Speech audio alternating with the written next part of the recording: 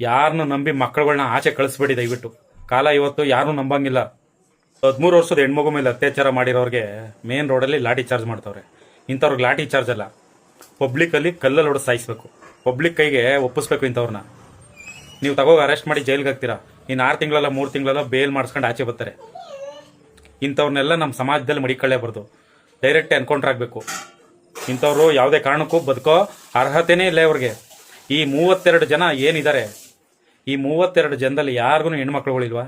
ಯಾರಿಗೂ ಮಕ್ಕಳೇ ಇಲ್ವಾ? 13 ವರ್ಷದ ಹುಡುಗಿನ 5 ದಿನ ಸತತ ಅತ್ಯಾಚಾರ ನಡೆಸೋರಲ್ಲ ಇವ್ರಿಗೆ ಯಾರಿಗೂ ಹೆಣ್ಣು ಮಕ್ಕಳಿಲ್ವಾ? ಇವ್ರಿಗೆ ಯಾರಿಗೂ ಅಕ್ಕ ತಂಗಿರಿಲ್ವಾ?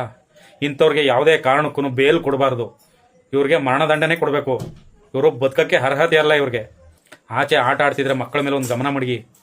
ಯಾರನ್ನು ನಂಬಿ ಮಕ್ಕಳನ್ನ, ಅಕ್ಕಪಕ್ಕ ಮನೆಯವ್ರನ್ನ ನಂಬಿ ಆಚೆ ಮಕ್ಕಳು ಕಳಿಸ್ಬೇಡಿ. ಯಾರು ನಂಬುವಂಥ ಕಾಲ ಅಲ್ಲ ಇದು. ಆ ಹುಡುಗಿ ಏನು ಊರಿಂದ ಊರಿಗೆ ಆಚೆ ಹೋಗಿಲ್ಲ, ಅಕ್ಕಪಕ್ಕದ ರೋಡ್ಗೆ ಹೋಗಿ ಆ ಹುಡುಗಿಗೆ ಈ ಅನಾಹುತ ಆಗಿರೋದು.